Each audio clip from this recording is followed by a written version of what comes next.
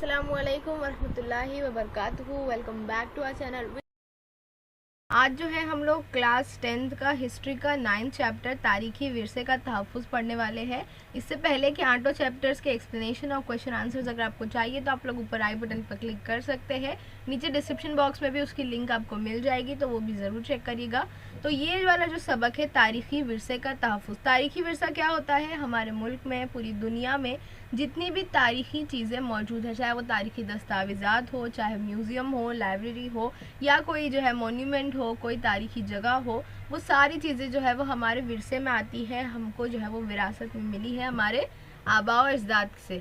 तो उनका तहफ़्फ़ुज़ किस तरह किया जाता है और कौन कौन से जो है वो इदारे बनाए गए हैं उनके तहफ़्फ़ुज़ के लिए, उन सारी चीज़ों के मुतालिक जो हम इस सबक में पढ़ने वाले हैं। तो चलिए शुरू करते हैं। सबसे पहले है तारीखी माख़ज़ और उनका तहफ़्फ़ुज़, जिसमें जो है हमने तहरीरी माख़ज़ और तबई माख़ज़ को जो है वो अलग अलग किया है और उनकी जो है वो किस तरह से सफाई होती है, किस तरह से उनका इंदराज किया जाता है और उनको रखा जाता है, वो हम देखने वाले हैं। तारीखी माख़ज़ का हुसूल, उनके इंदराज के साथ ही फ़हरिस्त साजी, कलमी तहरीरें, पुरानी किताबें, कदीम अशिया की सफाई और उनकी नुमाइश वगैरह बहुत एहतियात से करनी पड़ती है। जो भी सारी हमारे विरसात है, स्पेशली जो हमारे सरकारी कागजात है, डॉक्यूमेंट्स है, या कोई जो है वो तहरीरी चीज़ें हैं, तो इन सारी चीज़ों को जो है वो इंदराज किया जाता है, यानी इनकी एक फ़हरिस्त बनाई जाती है कि किस सन का या किस वक्त का जो है कौन सा माख़ज़ हमारे पास मौजूद है, उसमें किस बादशाह के मुतालिक है या किस दौर के मुतालिक उसमें जानकारी दी गई है, किस ज़बान में है। ऐसी सारी चीज़ों की बिना पर जो है वो उनकी फ़हरिस्त साजी की जाती है, जमात बंदी की जाती है। इसके अलावा जो कलमी तहरीरें हैं, जो तहरीरी माख़ज़ है, किताबें हैं, कदीम अशिया है, उनकी सफाई में बहुत ध्यान रखना पड़ता है, इसलिए क्योंकि उसमें जो चीज़ें नक्श की हुई है, उसमें जो चीज़ें तहरीर की हुई है, वो कहीं मिट ना जाए या ख़राब ना हो जाए या कोई उस पर जो है रंग ना चढ़ जाए, दाग ना आ जाए। इन सारी चीज़ों को जो है बहुत ध्यान रखना पड़ता है इन चीज़ों के लिए। तो इसके लिए बहुत तरबियत की ज़रूरत होती है और सही तरबियत होगी तभी जो है इन कामों को अंजाम दिया जा सकता है। इसमें जो है हम सबसे पहले देखेंगे ज़बानी माख़ज़। ज़बानी माख़ज़, इसमें जो है लोक कथा, लोकगीत, जो कहानियाँ, ज़रबुल इम्साल, कहावतें जो पुराने दौर से जो है वो अब तक नस्ल दर नस्ल चली आ रही है, ज़बानी तौर पर उन सारी चीज़ों का शुमार जो है वो ज़बानी माख़ज़ात में होता है। इसमें जो है हम किस तरह इसका तहफ़्फ़ुज़ करते हैं कि अवामी रिवायती गीत, कहानियाँ वगैरह के मजमूए मुरत्तिब करना। जो जितनी भी लोक कथाएँ, लोक गीत है या जो भी कहानियाँ चली आ रही हैं, उन सारी चीज़ों को जो है वो तहरीर करके उसको जो है वो अच्छे से एकदम रख लेना, ताकि जो है वो आने वाली नस्लों में अगर जो है जैसे जैसे हम जान रहे हैं कि ये सारी चीज़ें जो है वो ख़त्म होती जा रही है, कम होती जा रही है बहुत, तो आने वाली नस्लों को हमारे आबा और अजदाद के बारे में और उस दौर के बारे में बताने के लिए जो है वो ऐसे तहरीरी तौर पर इसे जो है वो महफूज कर लिया गया है। उसके बाद जमाशुदा वसाइल की दर्जाबंदी, नेज़ तज्जिया करना और मौजू के मुताबिक तरतीब देना। जैसे हम जानते हैं बहुत सी लोक कथा, लोकगीत और जो कहानियाँ हैं वो अलग अलग त्योहारों के तौर पर, अलग अलग इवेंट्स के हिसाब से जो है वो गाई जाती थी। उनके अल्फाज, उनका मौजू और कुछ जो है नसीहत आमेज़ होती थी।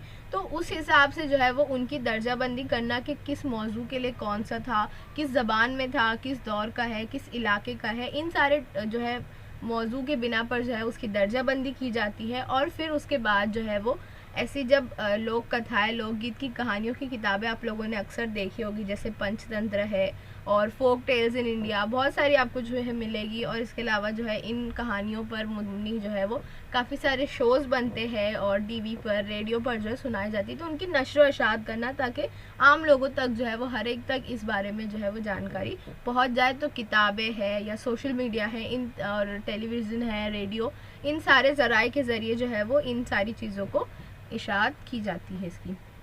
अब इसके लिए कारामत, तरबियत की क्या ज़रूरत है, समाजी उलूम की ज़रूरत है। हम अपने समाज को जितना जानते हैं, तारीख़ का तरीक़ा तहकीक जो हमने पढ़ा था, यानी पहले जो है वो चीज़ों को देखना, उसका तज्ज़िया करना, उस पर मुबनी जो है सवाल बनाना, फिर उन सवालों के जवाब तलाश करना और सारे जो है मुशाहदे की बिना पर एक नतीजा ख़स करना, इस तरह का तरीक़ा तहकीक। कुतुब खाने यानी लाइब्रेरीज़ का इंतज़ाम, समाजी इमरानियत, असातीर और लजानियत, ज़बान का इल्म होना इसमें बहुत ज़रूरी है, और तहकीकी तरीक़ा, ज़बानी उलूम, ये ज़बानी माख़ज़ के तहफ़्फ़ुज़ के लिए जो है इन सारी उलूम का जो है आना ज़रूरी है।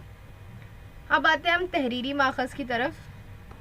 तो तहरीरी माखज़ में जो है वो उन सारी चीज़ों का शुमार होता है जिनमें तहरीरें मौजूद है, जो तहरीरी तौर पर है, जिसमें खुसूसी तौर पर जो है वो सारी तरह की दस्तावेज़ात, सरकारी चीज़ें और सिक्के हैं, पोस्ट कार्ड्स है, किताबें हैं, जर्नल है, मैगज़ीन्स, रसायल और जो हुक्मनामे हुआ करते थे, इन सारी चीज़ों का शुमार जो है वो तहरीरी माखज़ में किया जाता है। और तहरीरी माखज़ को जो है वो बहुत ही ज़्यादा संभाल कर जो है वो मतलब हैंडल विद केयर की तरह वो होते हैं। उनकी जो तहरीर है वो मिटनी नहीं चाहिए, उनके कागज़ ख़राब नहीं होना चाहिए।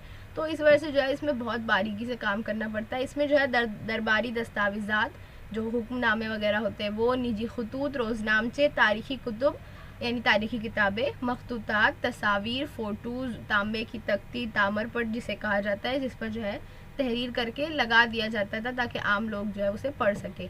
पुरानी किताबें वगैरह ये सारी चीज़ें जो है शुमार होती है और इन्हीं की तरतीब व तदवीन यानी इन्हें तरतीब देना, इनकी फ़हरिस्त बनाना, इनका तहफ़्फ़ुज़ करना इसमें आता है। दस्तावेज़ात के तहफ़्फ़ुज़ के लिए ज़रूरी सफाई और कीमियाई अमल अंजाम देना बहुत ज़रूरी है। आप यहाँ शक्ल में भी देख सकते हैं, बहुत बारीकी से इसकी सफाई की जाती है। बहुत नरम किस्म का जो है वो कापूस की तरह या उससे मिलता जुलता जो है बहुत नरम किस्म की चीज़ें इस्तेमाल की जाती है इन्हें साफ़ करने के लिए, ताकि तहरीरें ना मिट जाए। और आप देख सकते हैं किस तरह के ब्रशेस यूज़ कर रहे हैं उन लोग उसकी सफाई के लिए। इसके अलावा पेपर का मटेरियल किस तरह है, वो सारी चीज़ें ख़त्म ना हो, क्योंकि उस पर जो है वो आगे तहकीक की जाती है। इसीलिए जो है बहुत सोच समझ कर कीमियाई चीज़ों का इस्तेमाल होता है और सफाई भी जो है वो बहुत ख़ास किस्म के आलात से जो है की जाती है। दस्तावेज़ात की तारीख़ी कदर मुतय्यन करना, यानी वो किस दौर या किस ज़माने के हैं और किस बादशाह के दौर के हैं या किस ब्रिटिश के या अहद कदीम है, अहद वस्ता है, जो भी है उसके हिसाब से जो है उसकी तारीख़ी कदर मुतय्यन करना। अहम दस्तावेज़ात की नशर व इशाअत, आप लोगों ने पढ़ा होगा काफ़ी सारी मैगज़ीन्स निकलती है। इसके अलावा काफ़ी सारे न्यूज़पेपर्स में भी जो है वो एक एक हिस्सा करके जो है वो कस्तवाए आता है कि ये जो कोई एक डॉक्यूमेंट है उसकी इशाअत की गई। और जो तरतीब दिया हुआ अदब है उनकी तहकीकी नताइज करना और फिर उसकी नशर इशाअत करना, जैसे आप लोगों ने हिस्ट्री चैनल या डिस्कवरी चैनल वगैरह पर देखा होगा, काफ़ी सारे ऐसे जो है शोज़ आते हैं जिनमें कोई एक दौर के दस्तावेज़ात की जो है वो जांच की जाती है, उसके मुतालिक जो है पढ़ा जाता है और उसमें जो लिखी चीज़ें हैं उनको दूसरी जो मौजूद है उस वक्त की दस्तावेज़ात उससे कंपेयर किया जाता है और फिर आखिर में जो है वो एक नतीजा बताया जाता है कि हाँ उस दौर में ऐसे हालात हुए थे और ऐसी ऐसी चीज़ें हुई थी, जो भी उस डॉक्यूमेंट में बताया गया है। तो हिस्ट्री चैनल पर और डिस्कवरी चैनल पर ऐसे बहुत से शोज़ आते हैं। तो वही होता है तहकीकी नताइज की नशर इशाअत, यानी जो भी दस्तावेज़ात आपको मिले हैं उसकी तहकीक करना, उसका मुशाहिदा करना और उसके बेस पर आपने क्या नतीजा ख़ास किया है उसकी नशर इशाअत करना, यानी आम लोगों तक भी जो है वो सारी चीज़ें पहुँचाना।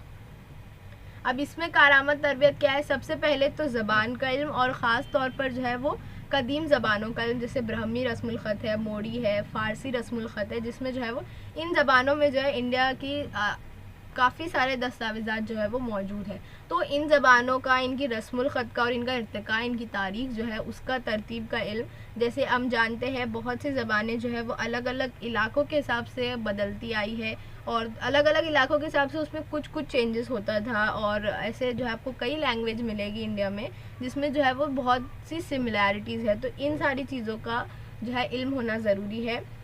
उसके बाद उस दौर के तारीख़ी अहद का समाजी ढांचा, वहाँ की रिवायात, वहाँ का अदब, वहाँ की तहज़ीब, हुकूमत का इंतज़ामात कैसे थे, किस तरह के थे, उनकी सब बुनियादी मालूमात जो है वो होना इसके लिए ज़रूरी है। तभी हम जो है उस दस्तावेज़ात का मुशाहिदा और उसकी तहकीक कर पाएंगे।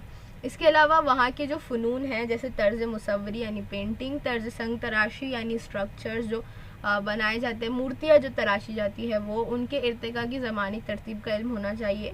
किस दौर में किस किस्म के फ़न का इर्तिका ज़्यादा था और कौन सा जो है ट्रेंड चल रहा था, वो सारी चीज़ें जो है जानना ज़रूरी है। इसके अलावा कागज़ात की किस्में, रोशनाई और रंगों का इल्म सबसे इम्पॉर्टेंट है। किस तरह का पेपर इस्तेमाल किया गया है, किस तरह की इंक है और किस तरह के रंग है, और वो इंक जो बनी है वो कुदरती चीज़ों से बनी है या कीमियाई चीज़ों से बनी है, उन सारी चीज़ों का इल्म जो है वो इसमें काफ़ी कारआमद होता है। इसके अलावा कुंदा तहरीरों का अगर मुताला कर रहे हैं तो उसमें इस्तेमाल किए गए पत्थर और धात के मुतालिक जो है मालूमात, इसके अलावा उस पर जो चीज़ तराशी गई है वो किस किस्म के आले से या किस किस्म के हथियार से तराशी गई है, और दस्तावेज़ातों की सफाई के लिए जो है तहफ़्फ़ुज़ के लिए किस तरह का कीमियाई अमल करना है और कौन से कीमियाई मुरक्कबात का इस्तेमाल करना है उसकी जानकारी जो है वो होनी ज़रूरी है, क्योंकि कहीं इस तरह का स्ट्रॉन्ग कीमियाई अमल ना हम इस्तेमाल कर बैठे कि जो दस्तावेज़ात है वो ख़त्म हो जाए या ख़राब हो जाए या उस पर दाग लग जाए। तो ये सारी चीज़ें जो है वो बहुत ध्यान रखी जाती है। अजायब घर में नुमाइश का इंतज़ाम और इतलाती तकनीक, बहुत सारे डॉक्यूमेंट्स आपने सुना होगा कि फ़ला फ़ला तारीख के लिए जो है वो एक म्यूज़ियम में रखे गए हैं एग्जीबिशन के लिए, या फिर जो है वो कई सारे म्यूज़ियम्स में जो है ये मुस्तकिल तौर पर रखे जाते हैं। तो उन चीज़ों का इंतज़ाम करना, इसके अलावा इंटरनेट पर जो है वो डाल दिए जाते हैं सारे डॉक्यूमेंट्स ताकि सभी लोग जो है उसका मुताला कर सके। तो इन सारी चीज़ों का एडमिनिस्ट्रेशन किस तरह करना है और वो सारी चीज़ों के लिए भी जो है वो इसमें ज़रूरत होती है तरबियत की, और तहकीकी मकाला निगारी यानी उसके मुतालिक जो किताबें मैगज़ीन्स लिखी जाती है वो सब। अब आते हैं हम तबई माखज़। तबई माखज़ में जो है वो लाइब्रेरी, म्यूज़ियम्स, लिबास और ज्वेलरीज़ और उस वक्त के जो हथियार है वो, उस वक्त की इमारतें, बहुत सी चीज़ें जो इस तरह की चीज़ें जो मटेरियल चीज़ें हैं, ये सारी चीज़ें जो है वो आती है। इसमें जो है कदीम अशिया की ज़ख़ीरा अंदोज़ी, ज़माने नौयत के हिसाब से जो है वो जमात बंदी और फहरिस्त साजी, वही चीज़ कि किस ज़माने की है, किस मौजू के मुतालिक है और किस दौर की या किस बादशाह के वक्त की है, उस वक्त तारीख़ी हालात की नौयत क्या थी, वो जगह कौन सी है, कितनी पुरानी है, इन सारी चीज़ों के बिना पर जो है उसकी जमात बंदी होती है, यानी उसको जो है वो अलग अलग किया जाता है उस बेसिस पर। फिर कदीम अशिया के तहफ़्फ़ुज़ के लिए वही ज़रूरी सफाई और कीमियाई अमल, और अहम कदीम अशिया की नकलों की नुमाइश, यानी कभी कभी ऐसा होता है कि कोई ओरिजिनल चीज़ रखी जाती है और कभी कभी आम लोगों को सिर्फ उसके बारे में इत्तला मिल जाए, उसके बारे में जो है वो मालूमात हो, इसीलिए कभी कभी जो है वो कुछ ख़ास चीज़ों की जो है वो नकल बनाकर जो है वो रखी जाती है ताकि लोग जो है उसे देख लें। अब बहुत बेशकीमती चीज़ों की जो है वो ऐसी नकलें बनाई जाती है और आपको जो है वो काफ़ी सारी ऐसे कॉपी में चीज़ें मिलेगी भी बाज़ार में। इसके अलावा कदीम अशिया से मुतालिक तहकीकी मुकाला शाये करना, यानी जो भी चीज़ है, मटेरियल, जो भी तबई माखज़ात मिले हैं, जैसे हम मिसाल के तौर पे लेते हैं किसी एक दौर की जो है वो लिबास, वो ज्वेलरीज़ जो है, जो ज़ेवरात है, उनके मुतालिक जो है मैगज़ीन होती है ancient India's clothing and jewelleries, इस तरह की। तो उसमें जो है वो उस दौर में किस तरह के कपड़े होते थे, किस तरह की उसमें जो है वो काम इस्तेमाल होता था, किस तरह की ज्वेलरीज थी, किस तरह के उसमें पत्थर थे, किस तरह के नकूश इस्तेमाल किए जाते थे, उन सारी चीज़ों पर जो है वो तहकीक करने के बाद जैसे मैगज़ीन्स शाये किए जाते हैं छोटे छोटे, और ऐसे जो है वो न्यूज़पेपर्स में या रेडियो वगैरह में भी आपको सुनने मिलेगा। तो उन सारी चीज़ों को जो है वो इससे शाये किया जाता है ताकि आम लोगों को पता चल सके। उसके अलावा नबातात और जानदार के बाक़ियात भी इसमें शुमार किए जाते हैं जो उस दौर के हो, या हमको जो है वो खुदाई के दौरान से या किसी जगह की जो है हम इलाका सैर करते हैं वहाँ से कभी कभी जो है वो कदीम अशिया मिलती है। जैसे हम जानते हैं अभी रिसेंटली जो है वो एक ज़ेर ज़मीन मंदिर दरियाफ़्त हुआ है, आई थिंक हड़प्पा तहज़ीब से रिलेटेड है वो। तो उस तरह की चीज़ें जो है वो उनकी जमात बंदी करना, उनकी फहरिस्त साजी करना, और जो हड्डियों के ढांचे अंदर से हमें जो ज़ेर ज़मीन मिलते हैं उन सारी चीज़ों के मुतालिक, और अहम और खुसूसी बाक़ियात या उनकी जो है वो नकल पेश करना। अब इसमें कारामत तरबियत क्या है? आसार कदीमा का तरीका जो है वो, जो हमारा आर्कियोलॉजी डिपार्टमेंट है जो इन ऐसी चीज़ों का तहफ़्फ़ुज़ करता है, ऐसी चीज़ों पर रिसर्च करता है, उनका जो है तरीका, तहकीक और उसूल और उनकी तहज़ीब का तारुफ़ होना ज़रूरी है।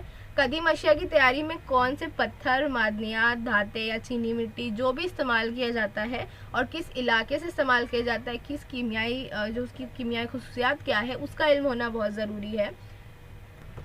कदीम अशिया की सफाई और कीमियाई अमल के लिए ज़रूरी आलात कौन से होंगे? हमने अभी देखा जब तहरीरी माखज़ को जो है साफ़ किया जा रहा था तो बहुत ही नरम किस्म की जो है वो आलात थे और बहुत ही जो है वो एकदम उसको अलग तरीके से बनाया गया था। तो ऐसे जो है वो कुछ ख़ास आलात आते हैं ऐसी माखज़ात की सफाई के लिए, तो उनका इल्म होना और किस तरह के कीमियाई मुरक्कबात इस्तेमाल होंगे उनका इल्म होना। फिर मुख्तलिफ़ तर्ज़ फ़नून यानी मुसव्वरी आ गई, उसमें रक़्स आ गया, उसमें मौसीकी आ गई, उसमें जो है वो संग तराशी आ गई। इन सारी चीज़ों के इर्तिका की तरतीब का इल्म होना ज़रूरी है कि किस दौर में जो है वो कौन सी चीज़ अपने उरूज पर थी, किस चीज़ का जो चलन ज़्यादा था।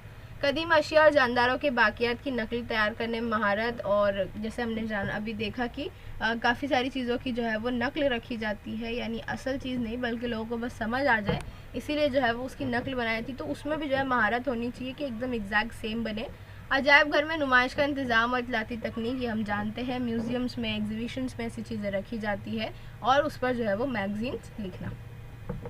अब ये जो है, ये सारी चीज़ें तो हो गई कि किस तरह तहफ़्फ़ुज़ किया जाता है। अब हम कुछ इदारे देखेंगे, कुछ इंस्टीट्यूशंस देखेंगे जो ऐसी चीज़ों का तहफ़्फ़ुज़ करते हैं, जिसमें म्यूज़ियम्स आते हैं, जिसमें आती है लाइब्रेरी और आर्काइव्स आते हैं। तो ये सारी चीज़ें जो हम देखने वाले हैं, पूरी दुनिया में तकरीबन ऐसे कहा जाता है कुछ 95,000 जो है वो म्यूज़ियम्स है, अजायब घर है। और अहद वस्ता में जब यूरोपीय शाही ख़ानदान के अफराद के ज़रिए जमा की गई कदीम अशिया के इंतज़ाम की गर्ज से जो है वो अजायब घर का, यानी म्यूज़ियम का तस्वुर सामने आया। अहद वस्ता के दौर में जब यूरोप के जो शाही ख़ानदान के लोग हैं वो जगह जगह से जो है वो जगह से चीज़ें जो इकट्ठा की थी, तो वो सारी चीज़ों का इंतज़ाम वो करने लगे एक मखसूस कमरे में, एक मखसूस इमारत में। फिर वहाँ से जो है वो म्यूज़ियम का चलन शुरू हुआ।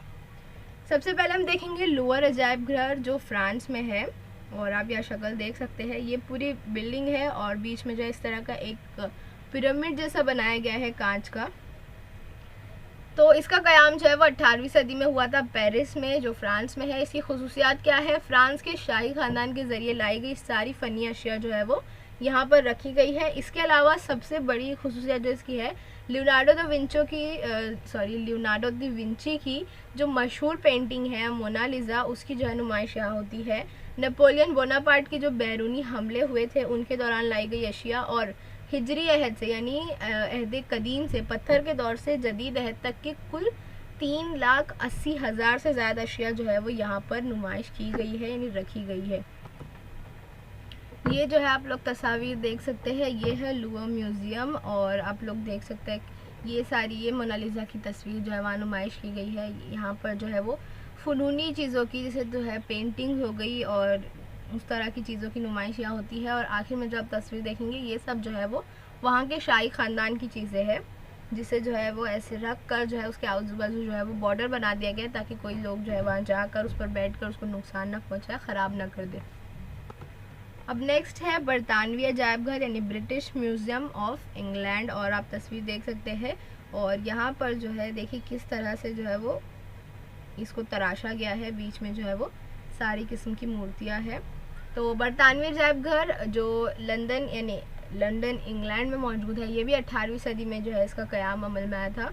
और इसकी खुसूसियात क्या है? फ़ितरी उलूम के माहिर सर हेंस लिविन ने अजायब घर की 71,000 चीज़ें इंग्लैंड हाकिम, यानी इंग्लैंड के जो उस वक्त के राजा थे, जॉर्ज सेकेंड के हवाले किया था। और उसमें जो है वो किताबें थी, तस्वीरात थे, नबातात के नमूने थे, वो सारी चीज़ें कुछ 71,000 इस तरह की चीज़ें थी। तो उन चीज़ों को जो है यहाँ रखा गया। इसके अलावा हम जानते हैं कि अंग्रेज़ों की जो है वो कॉलोनीज़, जो आबादियात थी, नौ आबादियात, वो जो है वो काफ़ी सारे मुल्कों में मौजूद है। तो अंग्रेज़ों ने जिन जिन ममालिक पर कब्ज़ा किया था, वहाँ से जो उन्होंने तारीख़ी अशिया लाई थी, वो सारी चीज़ें जो है वो इस म्यूज़ियम में है। और कुछ 80 लाख से ज़्यादा अशिया जो है वो यहाँ पर मौजूद है। आप यहाँ तस्वीर देख सकते हैं, इस तरह का जो है वो आप इसे एंट्री करेंगे तो ये इस तरह का है, और यहाँ पर सीढ़ियाँ है। और इसके अलावा जो है वो काफ़ी सारी अलग अलग जगह के मुतालिक अलग अलग खुसूसियात की हामिल चीज़ें आपको यहाँ नज़र आएगी।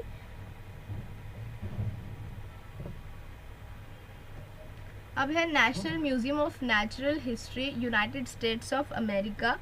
इसका अमल जो है, इसका क़याम जो है वो 1846 में, 1846 में अमल में आया था। अमेरिका के स्मिथसोनियन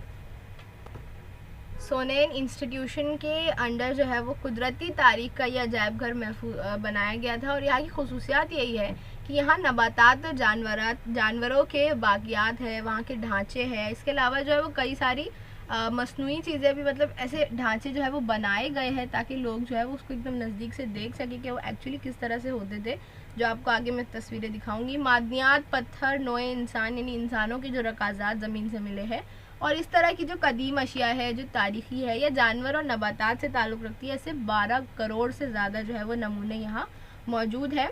जिसमें आप यहाँ देख सकते हैं, ये जो है वो इंसानी रकाज़ात और जो कदीम अशिया है, जो हड्डियाँ मिलती थी ज़ेर ज़मीन, या जो मादनियात मिलती थी, जो कदीम पत्थर मिलते थे, उन सारी चीज़ों का जो कुछ 12 करोड़ नमूने जो है वो यहाँ मौजूद है। और किस तरह से जो है देखिए उन्हें रखा गया है, आप लोग देख सकते हैं।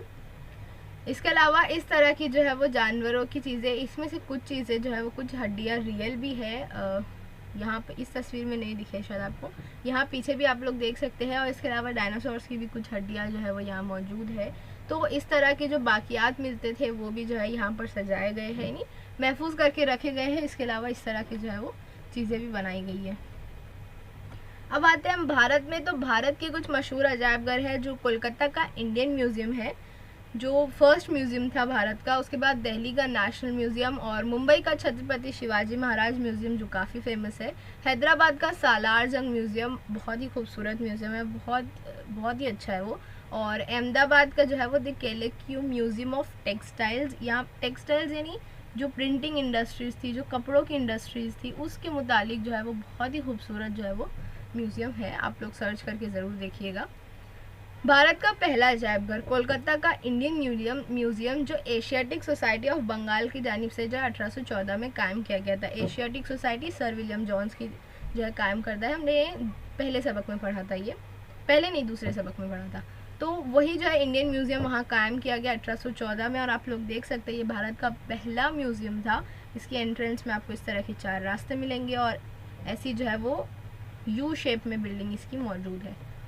उसके बाद भारत का दूसरा अजायब घर है चेन्नई का गवर्नमेंट म्यूज़ियम जो 1851 में कायम किया गया था, और जो है वो इस तरह का दिखता है, आप लोग देख सकते हैं। फिर आता है 1949 का दिल्ली का कौमी अजायब घर नेशनल म्यूज़ियम जो कायम किया गया था, जिसकी एंट्री बाहर से इस तरह है, और आप अंदर जाएंगे तो इस तरह की थोड़ी सी गोल सी बिल्डिंग है। तो ये जो है वो भारत के कुछ अहम म्यूज़ियम थे, और फिलहाल भारत में बहुत सारे म्यूज़ियम्स अलग अलग रियासत में मौजूद है। मतलब ये जो नक्शे में आपको दिख रहा है ये कुछ बड़े म्यूज़ियम्स हैं, लेकिन अगर आप विकिपीडिया पर जाकर देखेंगे list of museums in India, कुछ 150-200 म्यूज़ियम्स जो है वो भारत में छोटे बड़े मिलाकर जो है मौजूद है। तो भारत तारीख़ी लिहाज से वैसे भी बहुत ज़्यादा जो है वो मालामाल है, और ऐसी अशिया के तहफ़्फ़ुज़ के लिए जो है बहुत से म्यूज़ियम इलाके के हिसाब से बनाए गए हैं। आप लोग वो भी लिस्ट ज़रूर चेक करिएगा। अब कई बड़े अजायब घरों के ज़ाती मुहाफ़िज़ खाने और कुतुब खाने होते हैं, जो कई म्यूज़ियम्स जो है वो यूनिवर्सिटी से भी मुंसलिक होते हैं, यानी जुड़े हुए होते हैं। जो है उनके सब्जेक्ट्स होते हैं अजायब घर की जानिब से। इल्म अजायब घर जिसे कहा जाता है, ये मजमून जो है उसमें मुख्तलिफ निसाब सिखाए जाते हैं कि किस तरह म्यूज़ियम का इंतज़ाम संभाला जाता है, और उनके जो है वो अपने मुहाफ़िज़ खाने, अपनी लाइब्रेरी और यूनिवर्सिटी से भी जुड़े होते हैं। तो अगर आपको इल्म अजायब घर में डिग्री या डिप्लोमा करना है तो भारत के कुछ अहम इदारे और यूनिवर्सिटीज़ हैं जो ये निसाब फराहम करते हैं, जैसे कौमी अजायब घर ऑफ दिल्ली, यानी जो नेशनल म्यूज़ियम है दिल्ली का वो, महाराज सियाजीराव यूनिवर्सिटी वडोदरा, कोलकाता यूनिवर्सिटी, और बनारस हिंदू यूनिवर्सिटी वाराणसी, अलीगढ़ मुस्लिम यूनिवर्सिटी और जीवाजी यूनिवर्सिटी ग्वालियर। ये सारी जगहों पर जो है आपको इल्म अजायब घर के मुतालिक पढ़ने का मौका मिल सकता है। और इसके अलावा ये वाला जो इन्फॉर्मेशन है ये जोड़ियों में, गलत जोड़ियों में अक्सर पूछी जाती है, तो ये आप लोग मिस नहीं करिएगा। अब नेक्स्ट है छत्रपति शिवाजी महाराज अजायब घर मुंबई। 1904 की बात है जब मुंबई में जो है प्रिंस ऑफ वेल्स आए थे इंग्लैंड से, और उस वक्त जो है मुंबई के कुछ मौजूद शहरियों ने यकजा होकर यानी जमा होकर जो है वो एक इरादा किया था, फैसला किया था कि प्रिंस ऑफ वेल्स जो इंडिया आए हैं घूमने, तो इनकी ये जो है वो सैर की यादगार के तौर पर यहाँ एक अजायब घर यानी म्यूज़ियम बनाया जाए। उसके बाद जो है वो 1900 ये जो है आप देख सकते हैं 1904 में जब वो यहाँ आए थे, उसके बाद 1905 में जो है वो इसका काम शुरू हुआ म्यूज़ियम बनने का, और ये म्यूज़ियम बन गया तो इसे जो है वो Prince of Wales museum of Bombay का नाम दिया गया। ये जो है वो उस दौर की तस्वीर है, और 1998 में जो है वो इसका नाम बदल कर रख दिया गया छत्रपति शिवाजी महाराज म्यूज़ियम ऑफ मुंबई, और अभी फ़िलहाल जो है वो इस तरह का दिखता है। इस अजायब घर की खूबसूरत क्या है? सबसे पहली बात तो ये अजायब घर इंडो गॉथिक तर्ज तामीर की हामिल है। इंडो गॉथिक तर्ज तामीर क्या होता है? इंडो यानी इंडिया, और गॉथिक तर्ज तामीर जो है वो जो अंग्रेज़ों की आपने इमारतें देखी होगी किस तरह की होती है, उस तर्ज पर जो है वो ये बनाया गया है, तो उसे कहते हैं इंडो गॉथिक, यानी जो इंडिया के और इंग्लैंड वगैरह की जो आर्किटेक्ट है उसके कॉम्बिनेशन से बनता है इंडो गॉथिक। इसे मुंबई शहर की अव्वल दर्जे की तहजीबी विरसे की हामिल इमारत का मकाम हासिल है, और इस अजायब घर में जो है वो 3 हिस्सों में तकसीम किया गया है। पहला है फ़ुनून यानी आर्ट्स, दूसरा है आसार कदीमा यानी आर्कियोलॉजी डिपार्टमेंट जो एक्चुअल हिस्ट्री डिपार्टमेंट, और तीसरा है कुदरती तारीख यानी नेचुरल हिस्ट्री। तो यहाँ पर जो है वो काफ़ी स्कूलों की पिकनिक वगैरह भी जाती है। अगर आप कभी गए हैं यहाँ पर तो नीचे कमेंट सेक्शन में ज़रूर बताइएगा। इस अजायब घर में जो है तकरीबन 50,000 अलग अलग चीज़ें जो है वो मौजूद है, और यहाँ आप शक्ल जो है वो देख सकते हैं। अब हम देखते हैं कुतुब खाने और आर्काइव्स। सबसे पहले तो कुतुब खाने यानी लाइब्रेरीज जो है वो इल्म और मालूमात के ख़जाने होते हैं, इसमें कोई शक नहीं है। उलूम इंतज़ामिया, इत्तलाती तकनीक, इल्म तालीम जैसे मज़ामीन से इल्म कुतुब खाना का करीबी ताल्लुक़ है। उलूम इंतज़ामिया यानी इंतज़ाम किस तरह किया जाता है, एडमिनिस्ट्रेशन किस तरह किया जाता है, किस तरह चीज़ों को मैनेज किया जाता है, उन्हें रखा जाता है, फहरिस्त करना, उनकी जो है वो दर्जाबंदी करना, उनका तहफ़्फ़ुज़, और अगर आप किसी को मतलब कोई अगर लाइब्रेरी वगैरह से वो चीज़ें ले रहा है तो उसका इंदराज करना, वक्त पर वापस लाना, ये सारी चीज़ें जो है उलूम इंतज़ामिया में आती है। इत्तलाती टेक्निक यानी जो इंफॉर्मेशन टेक्नोलॉजी, जो डिजिटल टेक्नोलॉजीज़ है उनका जो है, और इल्म तालीम जैसे मज़ामीन का जो है वो लाइब्रेरी साइंस से बहुत करीबी ताल्लुक़ है। क्यों है? क्योंकि रिसाले मुरतब करना, उनका बाकायदा नज़्म व नस्क़ करना, तहफ़्फ़ुज़ व निगहदाश्त, ज़राए मालूमात की नशरियात जैसे अहम काम लाइब्रेरी में किए जाते हैं। रिसाले मुरतब करने, जो भी किताबें मैगज़ीन्स वहाँ मौजूद है उसे तरतीब देना, उसका जो है बराबर रजिस्टर करना, उसकी तहफ़्फ़ुज़ करना और उन चीज़ों की नशरियात करने जैसे काम ज़रूरी है। इनमें से कई काम तो जदीद कंप्यूटर निज़ाम के ज़रिए अंजाम दिए जाते हैं, जैसे जो रजिस्ट्रेशन है या दर्जाबंदी है वो सारी जो है लिस्ट कंप्यूटर में बना दी जाती है। इसके अलावा कौन लेके जा रहा है बुक, कब वापस लाने वाले हैं, और उनकी डिटेल्स भी जो है वो कंप्यूटर में मौजूद होती है। मुंतज़िम की ज़िम्मेदारी होती है कि कारिन की ज़रूरत के मुताबिक उन्हें जो भी किताबें चाहिए वो जो है उन्हें फ़राहम की जाए। तो ये सारी चीज़ें जो है वो लाइब्रेरी के लिए इम्पॉर्टेंट है। अब दुनिया के सबसे कदीम लाइब्रेरीज़ देखते हैं हम। 3 जो है वो सबसे कदीम तस्लीम किए गए हैं। पहला है तकसीला यूनिवर्सिटी जो इंडिया का है। 500 कबल मसीह से 500 ईस्वी के दरमियान इसका दौर बताया जाता है। मेसोपोटामिया का असीरियन सल्तनत का एक शहनशाह असूर बानीपाल था, उसका लाइब्रेरी, उसके जो कुतुब खाना है 700 कबल मसीह। और मिस्र के स्कंदरिया का जो है एक कुतुब खाना है 400 कबल मसीह का। हम शक्ल देखते हैं आगे। ये है तकसीला यूनिवर्सिटी का कुतुब खाना जो इतने बड़े इलाके में जो है वो फैला हुआ है, और ये जो है आप लोग तस्वीर देख सकते हैं नज़दीक से। उसके बाद ये है मेसोपोटामिया के असीरियन सल्तनत का जो शहनशाह था असूर बानीपाल, उसका जो है वो कुतुब खाना है ये। और यहाँ पर जो है अंदर इस तरह की किताबें या दूसरी चीज़ें जो है वो महफूज की गई है।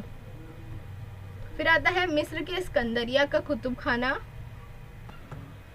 और इसमें जो है वो आप लोग देख सकते हैं इस तरह की जो है वो पहले स्क्रोल्स यूज़ होते थे और ऐसा दस्तावेज़ात यूज़ होते थे। पहले ऐसे किताबों की शक्ल में कम होता था, यानी उस दौर की बात है, बहुत पुराने दौर की बात है। तो इस तरह से उसका अंदर का निज़ाम जो है वो मौजूद है।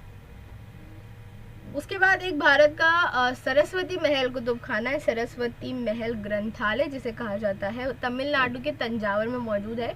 ये 16वीं 17वीं सदी के नायक राजा भोसले ने जो है वो तंजावर जीतकर जब अपनी खुद मुख्तार हुकूमत कायम की थी, तब जो है उन्होंने ये म्यूज़ियम और लाइब्रेरी बनाया था, सरस्वती महल कुतुब खाना। और वेंकोजी राजा भोसले जो थे और उनके वारसीन, उनके ख़ानदान वालों ने जो है उसे ज़्यादा से ज़्यादा फ़रोग़ दिया, जिनमें शरफुजी राजे भोसले का अहम हिस्सा था। और इन्हीं के एजाज़ में जो है वो 1918 में इस किताब को उनका नाम दिया गया, यानी सब शरफुजी राजा भोसले लाइब्रेरी कहा जाता है। इस लाइब्रेरी में जो है वो कुल 49,000 यानी 49,000 के आसपास जो है वो किताबें और ऐसे छोटी छोटी दस्तावेज़ात जो है मौजूद है। आप लोग देख सकते हैं किस तरह उस दौर की किताबों को रखा गया है।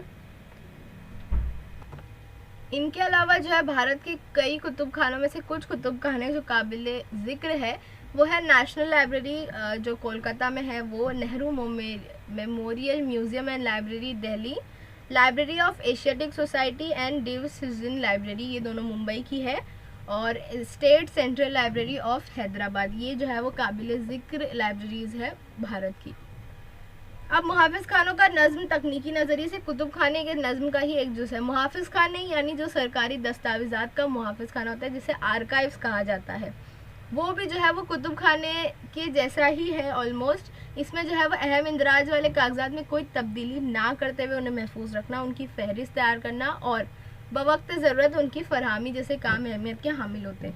यानी जो भी कागजात दस्तावेज़ात जो है हमें मिलते हैं, आर्काइव्स में जमा करे जाते हैं, उनको जो है कोई तब्दीली किए बिना, कोई नुकसान पहुंचाए बिना उनकी जो है उन्हें महफूज करना, उनकी फहरिस्त बनाना और जब ज़रूरत होगी तो उसको फ़राहम करना जो है वो काम इसमें किए जाते हैं, जिसके सबब से कागजात तारीख़ एतबार से निहायत काबिल एतमाद माने जाते हैं। क्यों? क्योंकि इसमें जो है वो किसी किस्म की तब्दीली नहीं की गई है। कंप्यूटर के इस्तेमाल के सबब कुतुब खाने और मुहाफ़िज़ खानों का दौर जदीद का इंतज़ाम लाजमी तौर पर इत्तलाती टेक्नोलॉजी से वाबस्ता हो गया, यानी कंप्यूटर का जब से इस्तेमाल आया है तो ये सारी चीज़ें आसान हो गई है। इसके अलावा जो है कनेक्ट हो गई है एक तरह से, अब हमें जो है वो काफ़ी सारे डॉक्यूमेंट्स आर्काइव्स की वेबसाइट पर मिल जाते हैं, ऑनलाइन मिल जाते हैं, तो इस तरह की सारी चीज़ें जो है वो इसके इंतज़ामिया में आती है। भारत का जो पहला सरकारी मुहाफ़िज़ खाना था वो था 1891 का इम्पीरियल रिकॉर्ड डिपार्टमेंट, जो कोलकाता में कायम किया गया था, नेशनल आर्काइव्स। और ये जो है अब फिर उसको 1911 में जो है वो दिल्ली में मुंतकिल कर दिया गया, यानी दिल्ली में ले आया गया और नेशनल आर्काइव्स ऑफ इंडिया उसे कहा जाता है। बहुत ही खूबसूरत है और अभी जो है वो पब्लिक के लिए खोल भी दिया गया है। 1998 में भारत के जो सदर जमहूरिया थे KR नारायण, उन्होंने कौमी मुहाफ़िज़ खानों को आवाम के लिए खुला कर देने का ऐलान किया। यानी अब जो है हम लोग जाकर वहाँ पर अगर किसी एक मखसूस डॉक्यूमेंट को पढ़ना चाहते हैं तो वहाँ जाकर पढ़ सकते हैं, उस पर रिसर्च कर सकते हैं, उस पर थीसिस लिख सकते हैं। तो जैसे आप देख सकते हैं यहाँ तस्वीर में भी जो है वो किया जा रहा है। तो 1998 से जो है वो ये पब्लिक के लिए खोल दिया गया है। भारत की वज़रात सकाफ़त यानी हेरिटेज डिपार्टमेंट जो है उसके अंडर एक शोबा है नेशनल आर्काइव ऑफ इंडिया का।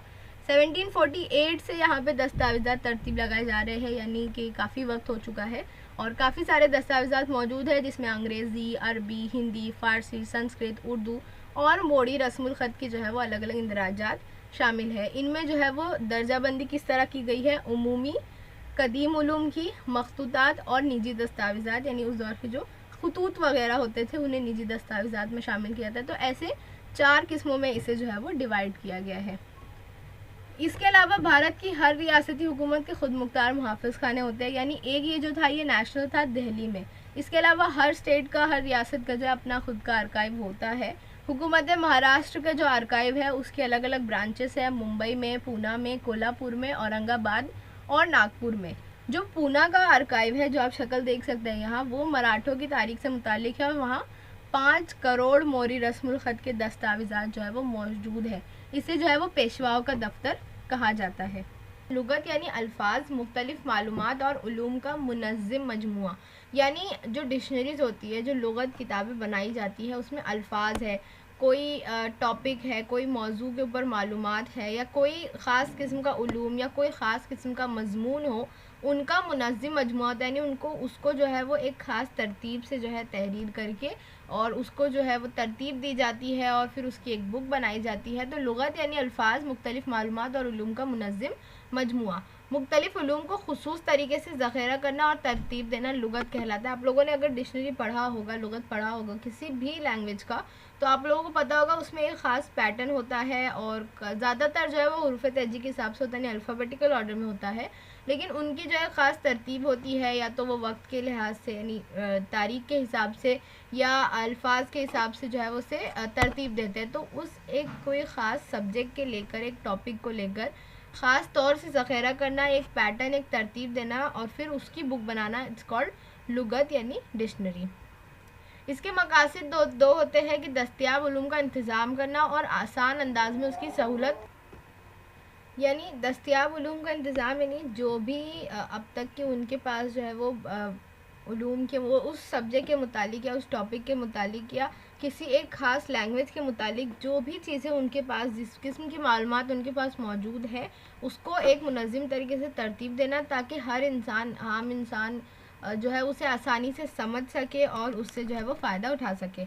आसान अंदाज में इसकी सहूलियत की दस्तयाबी, इसको जो है वो छोटे छोटे वॉल्यूम्स में बनाए जाते हैं या फिर जो है उसे ऑनलाइन भी जो है पब्लिश किया जाता है ताकि हर एक के पास जो है ये मालूमात पहुंचाई जा सके। अब देखें लुगत की ज़रूरत। तो लुगत की ज़रूरत क्यों है? लुगत के ज़रिए कारी तक यानी पढ़ने वाले तक इल्म पहुंचाया जाता है, इसके तजस्सुस की तशफ़ी की जाती है, यानी उनकी जो मालूमात है, जो भी वो जानना चाहते हैं वो जो है उन्हें पहुंचाई जाती है मालूमात, यानी उन क्योंकि लुगत में जो है वो किसी भी इल्म के मुताबिक, किसी भी मजमून के मुताबिक जो है वो हर मुमकिन या हर दस्तयाब मालूमात का जो है वो ज़ख़ीरा किया जाता है उसके अंदर। इस वजह से जो है वो जो पढ़ने वाला है उसके सारे तजस्सुस, उसके सारी जो सवालात हैं उनके जवाबात जो है उसे मिल जाते हैं। मुख्तलिफ़ नुकात की तफसीली वजाहत इसमें पेश की जाती है। इससे जो है कारी को अपने मुताल्ले को वसी करने की तरगीब मिलती है, यानी उसकी जो है मालूमात में इजाफ़ा होता है। जो मुतालिम यानी जो इल्म हासिल करने वाले मुहक्किक होते हैं, यानी जो किसी एक ख़ास सब्जेक्ट पर या एक ख़ास टॉपिक पर रिसर्च कर रहे हैं, या फिर अगर आप यूनिवर्सिटीज़ वगैरह में देखें तो आपको किसी ख़ास मौजू पर जो है वो तहरीर करने के लिए कहा जाता है। तो ऐसे लोगों के लिए लुग़त इल्म का साबका ज़ख़ीरा मुहैया करवा कर उसमें इजाफ़ा करने और तहक़ीक़ करने की ज़रूरत पैदा करती है।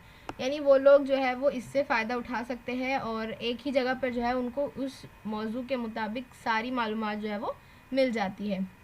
लुग़त का अदब जो है कौम की सकाफ़ती हैसियत की अलामत है। उस कौम की जो तहज़ीब है वो झलकाती है। उनकी ज़हनी और सकाफ़ती ज़रूरत जिस किस्म की होती है उस किस्म की लुग़ात की तदवीन जो है उस माशरे में होती है। यानी जो तहज़ीब जो है वो अगर तारीख़ के लिहाज से जो है वो काफ़ी वसी है उस तहज़ीब की, या उस तहज़ीब का जो पुराना लिटरेचर है वो वसी है, तो उसके हिसाब से जो उस तहज़ीब में सबसे ज़्यादा मौजूद है, जिस किस्म के मौज़ूआत और मालूमात उस तहज़ीब में जो है पाई जाती है, उसके हिसाब से जो है वो लुग़ात ज़्यादा बनती है, लुग़त ज़्यादा बनती है। इंसाइक्लोपीडिया या डिक्शनरी हम कह सकते हैं।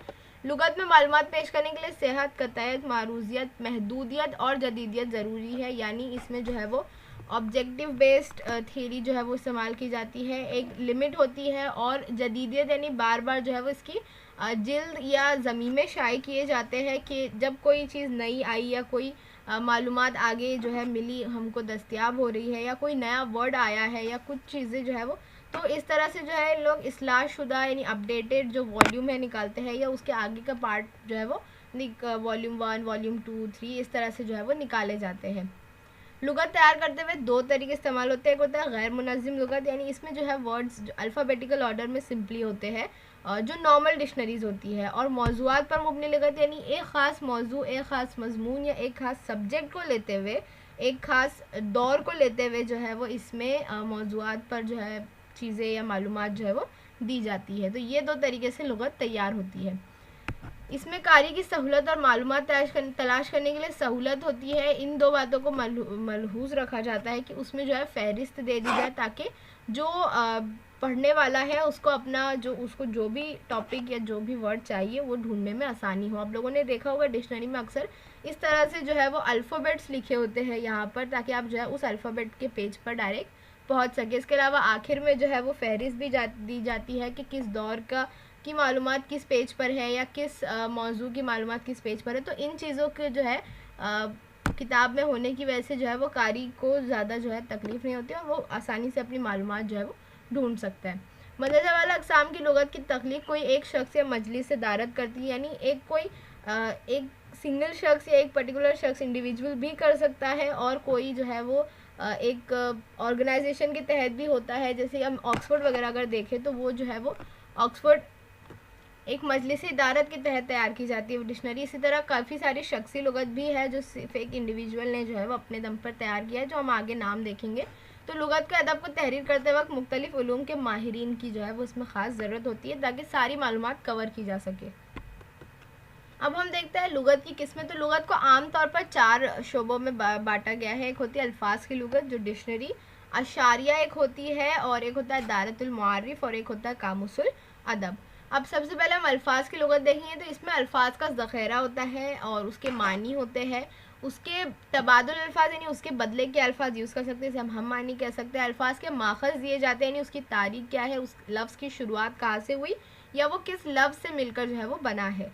इसके अलावा जामे लुग़त जो है वो मखसूस अल्फाज की लुग़त या फ़रहंग इस्तिलाहत जो हम देखेंगे टेक्स्ट बुक के साथ अक्सर मिलती है, जिसमें जो है वो उस टेक्स्ट बुक से रिलेटेड जितने भी वर्ड्स हैं उसके बारे में लिखा होता है, उसके मानी, उसके हम मानी, उसके अपोजिट या कहावत, मुहावरे, सारी चीज़ें जो है वो उसमें दी जाती है। तो एक अल्फाज की लुग़त में जो है वो अल्फाज के मानी, उसके हम मानी अल्फाज, उसके मुतज़ाद अल्फाज यानी अपोजिट, कहावतें, मुहावरे या उसकी तारीख़ के मुतालिक सारी डिटेल्स जो है वो दी जाती है। उसके बाद आता है दारतुल मुआरिफ यानी इंसाइक्लोपीडिया। दारतुल मुआरिफ जो है वो 2 तरह के होते हैं इंसाइक्लोपीडिया। एक होता है जामे यानी ओवरऑल, और एक होता है मखसूस मौज़ूआत पर दारतुल मुआरिफ। अब जामे अगर हम देखें तो इंसाइक्लोपीडिया ऑफ ब्रिटानिका है, जो बहुत ही ज़्यादा फेमस और बहुत ही ज़्यादा मानी हुई इंसाइक्लोपीडियाज़ है, जो आप लोग ऑनलाइन भी देख सकते हैं इनकी वेबसाइट पर, या फिर जो है हम लाइब्रेरीज़ वगैरह में इसे आसानी से जो है वो मिलती है। इंसाइक्लोपीडिया ऑफ ब्रिटानिका बहुत सारे जिल्दों में 20-25 से ज़्यादा इसकी जिल्दें वॉल्यूम्स जो है वो शाये हो चुकी है, और ये जो है वो जामे है यानी पूरा जो है वो सारी मालूमात को कवर करते हुए जो है ये इंसाइक्लोपीडिया बनाई गई है। इसके अलावा मराठी दायरतुल मारिफ ये भी जामे है, क्योंकि इसमें मराठी अदब से लेकर मराठी जो तहजीब है उसको लेते हुए जो है वो सारी मालूमात का ज़ख़ीरा इसमें किया गया है। उसके बाद जामे उर्दू इंसाइक्लोपीडिया जो कौमी कौंसिल बराए तरक्की जो उर्दू के लिए है नई दिल्ली में, उनकी तरफ से शाये होती है, और इसमें जो है वो इसकी हर सब्जेक्ट के हिसाब से जो है वो अलग अलग डिक्शनरी या अलग अलग इंसाइक्लोपीडिया जो है वो शाये की जाती है। और ये भी जो है उर्दू अदब में, उर्दू तहजीब में जितनी भी मालूमात मौजूद है उन सबको जो है इसमें शाये किया गया है। इसके अलावा जो अलग अलग सब्जेक्ट के लिहाज से जो मालूमात है उसे भी उर्दू में तर्जुमा करके इसमें शाये किया गया है। उसके बाद इंसाइक्लोपीडिया ऑफ इस्लामिका जो पूरी इस्लामी तारीख को जो है वो कवर करती है, और ये भी काफ़ी सारे वॉल्यूम्स में निकाली गई है। अब दूसरी जो इसकी किस्म है मखसूस मौज़ूआत पर दायरतुल मारिफ, यानी एक जो ख़ास टॉपिक है या एक ख़ास दौर को लेते हुए जब उस पर उसकी मालूमात पर मुबनी किताब लिखी गई या इंसाइक्लोपीडिया लिखी गई तो मखसूस मौज़ूआत पर दायरतुल मारिफ उसे कहा जाता है। जैसे कि इसमें भारतीय सकाफ़त दायरतुल मारिफ है, यानी भारतीय संस्कृति कोश, यानी कि इंडियन हेरिटेज इंसाइक्लोपीडिया, यानी उसमें जो भारत की सकाफ़त, भारत की तहजीब है, उसकी संस्कृति है, उसके मुतालिक मालूमात है। इसके अलावा व्यायाम ज्ञान कोश यानी वर्जिशी दायरतुल मारिफ, यानी कि एक्सरसाइज जितनी भी किस्म की होती है और वर्जिश किस तरह की जाती है, कौन कौन सी होती है, उसके क्या फ़ायदे हैं, क्या नुकसान है, वो सारी चीज़ों के मुतालिक जो है वो तहरीर की गई है वर्जिशी दायरतुल मारिफ, जो काफ़ी जिल्दों में शाये की गई है। अब आते हैं हम कामुसुल अदब में, जो हमारी तीसरी किस्म है। इसमें किसी मौजू को मुकम्मल तौर पर पेश किया जाता है, यानी एक ख़ास मौजू पर जो भी चीज़ें मौजूद होगी उसको जो है वो शाये किया जाता है, और इसके लिए जो है वो मखसूस मौजू के माहिरीन के ज़रिए मज़ामीन तहरीर करवाते हैं। यानी कि एक सब्जेक्ट, एक टॉपिक के जितने भी माहिरीन हैं वो तहरीर करते हैं, एक तरह से इसे आर्टिकल लिखा जाता है, उस तरह से जो है वो तहरीर करके और फिर उसे जमा करके जो है एक किताब तख्लीक की जाती है। जैसे महाराष्ट्र जीवन की वॉल्यूम 1 और 2 है, और पूना शहर जो है नामी एक कामुसुल अदब किताब है जिसमें 1 और 2 वॉल्यूम है। इन सारी किताबों की तस्वीर एक्चुअली मिलना बहुत मुश्किल है, क्योंकि पहले तो ऑनलाइन ये सारी चीज़ें अवेलेबल नहीं है और इतना ज़्यादा भी जो है फेमस नहीं है, तो इस वजह से जो है वो इस सारी चीज़ों की तस्वीर नहीं मिलती है। सालनामा क्या होता है? ईयर बुक जिसे कहा जाता है, यानी एक साल के आखिर में एक अखबार निकाला जाता है, एक किताब निकाली जाती है जो उस साल के सारे बड़े मौज़ूआत को, सारी अहम ख़बरों को जो है वो कवर करती है। जैसे मनोरमा की ईयर बुक 2020 है, या टाइम्स ऑफ इंडिया की ईयर बुक निकलती है। बहुत सारी आप ऐसे जो है वो ईयर बुक अलग अलग अखबारों की देख सकते हैं, मैगजीन्स वाले भी निकालते हैं। उसके बाद आती है फ़रहंग अदबियात, यानी एक ख़ास लिटरेचर का, एक ख़ास जगह का या ओवरऑल लिटरेचर या एक ख़ास लैंग्वेज का जो लिटरेचर होता है उसके मुतालिक जो है वो इंसाइक्लोपीडिया बनाएंगे। जैसे यहाँ पे ब्रिटिश लिटरेचर की आप तस्वीर देख सकते हैं। इसके अलावा भी हर कंट्री की या हर लैंग्वेज के हिसाब से जो है उसकी लिटरेचर की इंसाइक्लोपीडिया मौजूद है। फ़रहंग इशारिया जो है क्या आती है? इंडेक्सेस जिसे कहा जाता है। किताब के आखिर में मज़कूर शख्स, मौजू, मकाम, फ़हरिस्त, कुतुब, फ़हरिस्ती अल्फाज को वज़ाहती अशारिया कहते हैं। यानी जैसे आप यहाँ पर ये इंडेक्स देख सकते हैं, इसमें जो है वो आपको हर इंसाइक्लोपीडिया में, हर डिक्शनरी में जो है आखिरी में आपको इस तरह की फ़हरिस्त मिलेगी जो उस किताब में आए हुए ख़ास शख्स के बारे में, कि इस पेज नंबर पर इस शख्स के बारे में या इस मकाम के बारे में, इस किताब के बारे में लिखा गया है। तो उन इंडेक्स को जो है वो फ़रहंग अशारिया कहते हैं। एक ख़ास बुक के लिए अलग से फ़रहंग अशारिया भी एक बुक के तौर पर बनाई जाती है, यानी एक बुक है और उसके अंदर जो भी अल्फाज आए हैं उनके अशारिया के लिए एक अलग किताब जो है वो तरतीब जाए, इस तरह की भी चीज़ें होती है। तो ये फ़रहंग अशारिया कहलाती है, और अमूमन जो है गैर मुनज़्ज़िम होते हैं, उन किताब के मुताले में मददगार साबित होते हैं। यानी अगर आपको कोई ख़ास मौजू ढूंढना है, कोई ख़ास शख्स को ढूंढना है, कोई ख़ास अल्फाज को ढूंढना है, तो आप उसकी मदद से जो है आसानी से ढूंढ सकते हैं। ये बहुत सारे मैगज़ीन्स के वज़ाहती अशारे भी जो है वो शाये किए जाते हैं।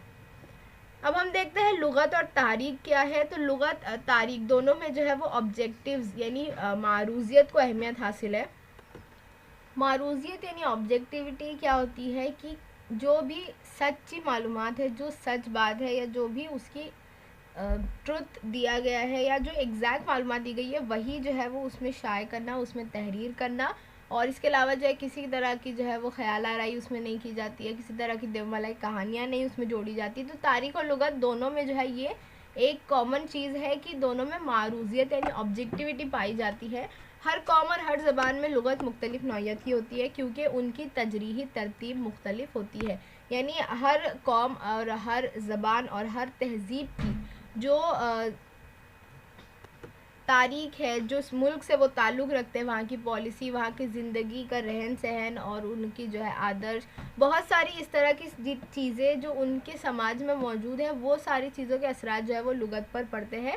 फ़लसफ़ा और रिवायात का असर भी जो है वो लुगत पर पड़ता है। इसके अलावा कौमी वक़ार की बेदारी जो है वो लुगत से की जा सकती है।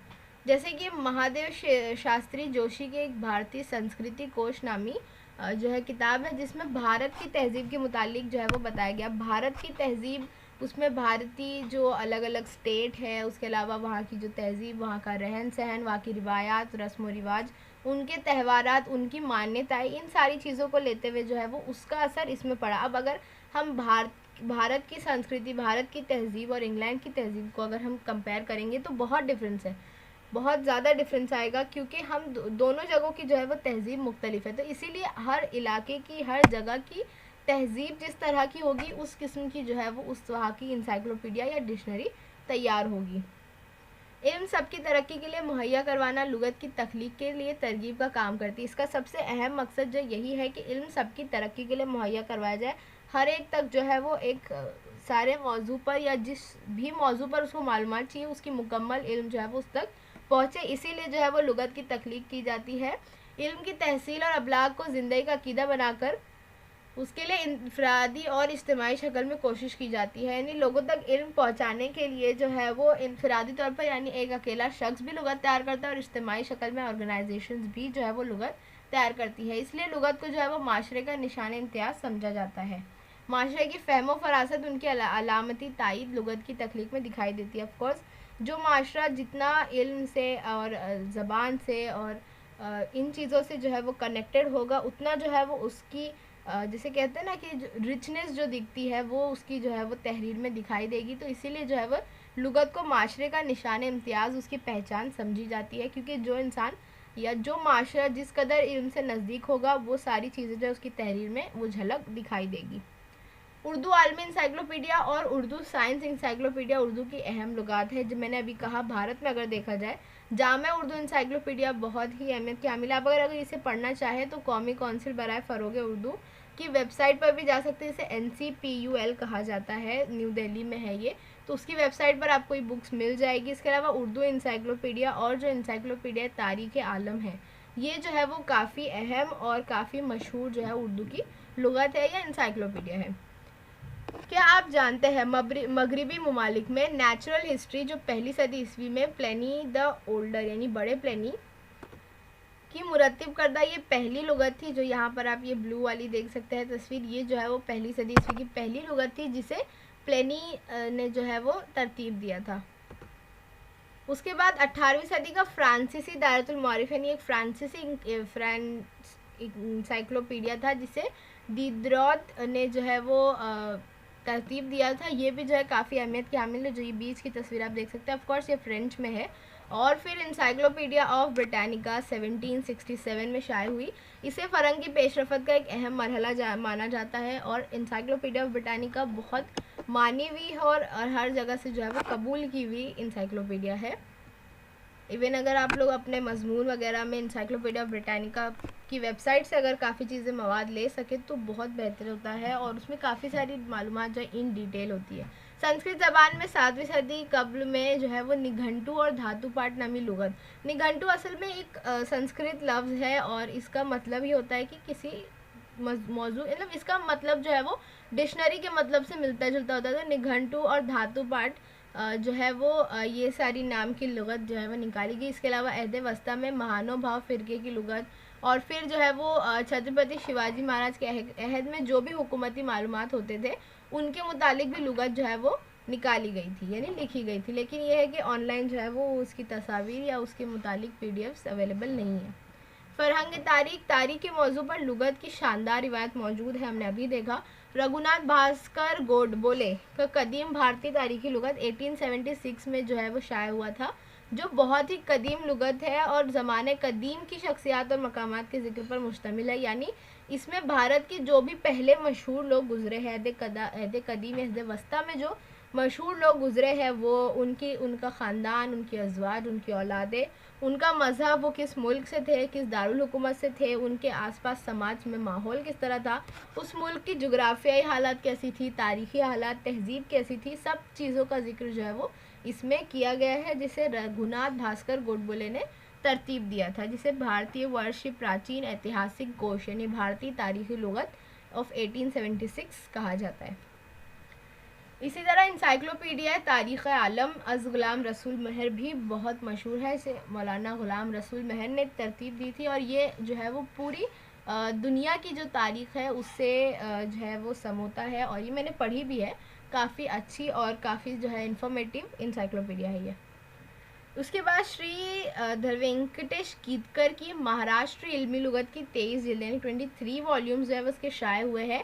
इनकी लुगत का मकसद था कि मराठी अवाम की आवाज़ को दूर तक पहुंचाना, जो मराठी तहजीब है और जो मराठी लिटरेचर है उसे दूर तक पहुंचाना, उनके उलूम के दर्जे को बढ़ाना, ख़यालात को मज़ीद तरक्की देना और अफराद के बराबर उन्हें खड़ा करना, यानी मराठी ज़बान की जो तरक्की के लिए उन्होंने ये जो है किताब ये तहरीर की थी, और इस लुगत में उन्होंने वसी तारीख को मराठी या महाराष्ट्र की पेश किया है। इसके बाद एक अहम लुगत आती है जो भारत की कदीम सवानह लुगत है, यानी इसमें जो है वो भारत की कदीम अहद वस्ता और जदीद अहद की जो है वो सारी मालूमात कंप्लीट होती है। इसे सिद्धेश्वर शास्त्री चित्राओं ने जो है वो एक मंडली यानी एक कमीशन बनाया था, भारतीय चरित्र कोश मंडल, और उसके अंदर जो है वो इन्होंने 3 पार्ट में 3 वॉल्यूम में जो है वो एक लुगात एक इंसाइक्लोपीडिया तरतीब दी। पहली थी 1932 की भारतीय कदीम सवाने लुगत यानी कि अहद कदीम वाला भारत, फिर 1937 की भारतीय अहद वस्ता की लुगत यानी जो अहद वस्ता के दौर का भारत था वो, और भारतीय जदीद अहद की सवाने लुगत 1946 में शाये गई। इस तरह की 3 किताबें उन्होंने शाये की और उसके तसव्वुर से जो है वो कदीम लुगत में इंदराजात देखा जा सकता है। इसमें श्रुति, स्मृति, सत्रे, वेदांग, उपनिषद, पुराण, जैन, बुद्ध मज़हब, सब जो अफराद है, सारी जो तहजीब गुजरी है भारत में, उन सब का जिक्र जो है वो इसमें मौजूद है। इसी तरह जामिया उर्दू इंसाइक्लोपीडिया 8 जिल्दों पे यानी 8 वॉल्यूम में मुश्तमिल है। मैं आपको यहाँ 3 दिखा रही हूँ, जो साइंसी उलूम, समाजी उलूम और जोग्राफ़ी, इन 3 जो है मौजू पर है। इसकी हर जिल्द जो है वो एक आज़ाद मौजू है, यानी इनकी हर बुक जो है वो एक अलग सब्जेक्ट पर बेस है, जैसे अदब हो गया, सियासत हो गया, समाजी उलूम हो गया, साइंस, रियाजी, तारीख, इस तरह से। इसमें शख्सियात, वाक़ियात, अशिया, मादा, मकामात सब की तफसील दी गई है, यानी एक ख़ास मौजू में, एक मजमून में जो भी शख्स, जो भी वाक़े, जो भी जगह, जो भी अशिया, मादे आते हैं, उसकी तफसील इसमें दी गई है। क्या आप जानते हैं कुछ अहम लुगात मौसीकीकार यानी जो म्यूज़िक और फ़नकारों की एक तारीख पर इंसाइक्लोपीडिया लिखी गई थी लक्ष्मण दत्तात्रेय जोशी की तरफ से। इसके अलावा SR दाते ने जो है वो मुजाहिदीन आज़ादी की सवाने लुगत लिखी थी, जिसमें भारत के तकरीबन 250 मुजाहिदीन आज़ादी का शख्सी तारुफ और तस्वीर यानी तस्वीर के साथ उसमें जो है मालूमात मौजूद है। मुजाहिदीन आज़ादी सवाने लुगत NR फाटक ने एक तहरीर की थी। इस लुगत में आज़ादी की लड़ाई के दौर में जो है वो जो फांसी की सज़ा पाने वाले, कैद होने वाले फ़ौजी थे, या आज़ादी से कब्ल जो समाज के मुख्तलिफ़ शोबों में अंजाम देते थे खिदमत, उन मुजाहिदीन आज़ादी की मालूमात जो है वो इसमें मौजूद है। इसके अलावा फ़रहंग मकामात यानी तारीख़ के मुताले के लिए हमेशा जोग्राफ़ी बहुत मायने रखता है, क्योंकि किस जगह की तारीख़ पढ़ रहे हैं उस जगह की जोग्राफ़ी जानना ज़रूरी है। इसकी जो है वो अगर हम बादशाहों के दौर का लें तो ख़ासकर जोग्राफ़ी बहुत मायने रखता है। मुख्तलिफ़ तारीख़ी मकामात के ज़मन में जोग्राफ़िया मालूमात फ़राहम करने वाली फ़रहंगें भी मौजूद है, जैसे कि महानुभाव फ़िरके के मनी व्यास की एक तख्लीक करदा स्थान पोथी नामी किताब है, 14वीं सदी में शाये हुई थी। महानुभाव फ़िरके के मुबल्लिग यानी जो लोगों तक तबलीग का काम करते थे श्री चक्रधर स्वामी, वो जिन जिन गाँव में गए उन गाँव का तफसील इंदराज है, यानी वो उस वक्त की जो तारीख़ है उसकी जोग्राफिया मालूमात फ़राहम करने के लिए किताब मौजूद है। इस दौर में महाराष्ट्र का उस दौर का जो नक्शा था या जो उस दौर की जो तस्वीर थी महाराष्ट्र की, वो इस किताब से समझी जा सकती है। फिर लीला चरित्र का वाक़या कब, कहाँ, किस मकाम पर, किस मौके पर वजूद आया, उस पर भी जो है वो इन्होंने रोशनी डाली है। और श्री चक्रधर स्वामी की शख्सी सवाने लिखने के लिए ये बेहतरीन हवाला जाती किताब है। नहीं, अगर आप श्री चक्रधर स्वामी के मुतालिक लिख रहे हैं तो ये सबसे बेस्ट रेफरेंस आपके लिए हो सकता है। कदीम भारतीय फरहंग मकामात ऑफ 1969 की सिद्धेश्वर शास्त्री चित्राओं ने इसकी तख्लीक की थी। इसमें वैदिक अदब, कौटिल्य, माशियात, पौराणिक ग्रामर, वाल्मीकि रामायण, महाभारत, फिर अहद वस्ता की तहजीब, लुगाती अदब, फ़ारसी, जैन, बुद्ध, चीनी अदब, जोग्राफिया मालूमात सब जो है वो इस किताब में मौजूद है। यानी अहद वस्ता या अहद कदीम के आखिर में और अहद वस्ता पूरा किस तरह गुजरा है, किन किन वाक़यात ने उस पर असर डाला है, ये सारी चीज़ें जो है वो इस किताब में मौजूद हैं।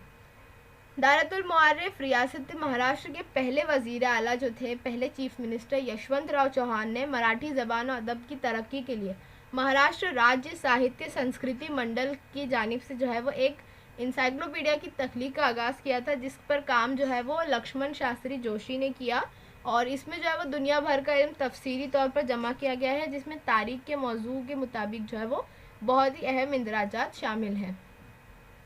भारतीय तहजीबी दारतुल मारिफ में महादेव शास्त्री जोशी के ज़ेर इदारत भारतीय तहजीब की 10 जिल्द यानी 10 वॉल्यूम तैयार की गए। इसमें जो है वो आज से तो हिमाचल जैसी भारत की तारीख, उसकी जोग्राफिया, मुख्तलिफ ज़बान बोलने वाले लोग, उनकी तारीख, उनके त्यौहार, मेले, उनकी तहजीब, उनका रहन सहन, उनका समाज, उनकी जो मान्यता है, उनके उसूल, सारी चीज़ों के मुतालिक जो है वो इस किताब में मालूमात दी गई है, जो भारत की तहजीब को मुकम्मल तौर पर कवर करती है। तारीख़ इस्तिलाहात की फ़रहंग, तारीख़ इस्तिलाहात के लिए खुसूसी लुगत जिससे तारीख़ी इस्तिलाहात को बासानी समझा जा सकता है। मुहक्किकीन को इससे बहुत फ़ायदा हासिल होता है। ये जो है वो हर ज़बान में बनाई जाती है इस्तिलाहात की फ़रहंग, यानी जो भी उस ज़बान में ख़ास टर्म्स यूज़ होते हैं, कोई ख़ास लफ्ज़ इस तरह के यूज़ होते हैं जिसकी तारीफ़, जैसे नहीं हम साइंस में लेते हैं अमल तकसीद है, अमल तहवील है, रेडॉक्स तामुल है, तो इन सब ये सारी टर्म है, इनकी जो है वो डेफिनेशन होती है, इनका एक ख़ास मकसद होता है, मायनी होता है। तो ये हर लैंग्वेज में जो इस तरह की इस्तिलाहात या टर्म्स पाई जाती है, तो हर लैंग्वेज की आपको जो है वो किताब मिलेगी जिसमें जो है वो इन सारे टर्म्स के मानी, सिर्फ टर्म्स के मानी, सिर्फ इस्तिलाहात के मानी दिया जाता है, जो उस मौजू को पढ़ने वाले लोगों के लिए जो है वो काफ़ी फ़ायदेमंद है। मज़मून तारीख़ के मुतालिमीन को लुगत से वाबस्ता कामों के लिए बहुत मौक़े हासिल है। अगर आपको तारीख़ से दिलचस्पी है, अगर आपका तारीख़ मजबूत है और आपकी मालूमात इसमें वसी है, तो आप लुगत के लिए काम कर सकते हैं। तारीख़ के मज़मून को जो है वो हर मज़मून को तारीख़ से जोड़ा जाता है, क्योंकि हर मज़मून की तारीख़ होती है और वो तारीख़ किस दौर से और किस बादशाह के दौर से गुजरती है, ये सारी चीज़ें जो है उसमें लिखी जाती है। हर मज़मून की अपनी तारीख़ होती है, इसीलिए जो तारीख़ के जानने वाले हैं उनको लुगत के मुताले से वाक़याती लुगत, मखसूस अय्याम यानी ख़ास जो तारीख़ें हैं वो, शख्सी लुगत, इस्तिलाहाती लुगत, मकामाती लुगत वगैरह तैयार करने में इनकी मदद ली जाती है। तो अगर आपका तारीख़ जो है वो मज़बूत है और मालूमात आपकी वसी है, तो आप इस शोबे में भी जो है वो काम कर सकते हैं। तो इस तरह से हमारा ये जो सबक ख़त्म होता है। इसके अलावा ये किताब का जो हिस्ट्री का आखिरी सबक था, ये पोर्शन भी यहाँ ख़त्म होता है। क्वेश्चन आंसर जल्द आएंगे। इस किताब में सबसे ख़ास बात ये थी कि आपको हर शोबे के मुतालिक पेशा वाराना मौके दस्तियाब किस तरह होते हैं, यानी हर फील्ड में जो है वो एक तारीख़ का स्टूडेंट किस तरह से अपनी जॉब, अपना करियर बना सकता है, उसके मुतालिक सबसे ज़्यादा डिटेल में जो है वो बातें दी गई है। तो आप जो है वो अपने पसंद का करियर उस लिहाज से मुंतखब कर सकते हैं। तो with that note will and the video, और क्वेश्चन आंसर्स में जल्द अपलोड करूँगी। टिल देन अगर कोई कन्फ्यूजन है तो नीचे कमेंट करिए। Like, share and subscribe to my channel. Thank you for watching. Bye bye.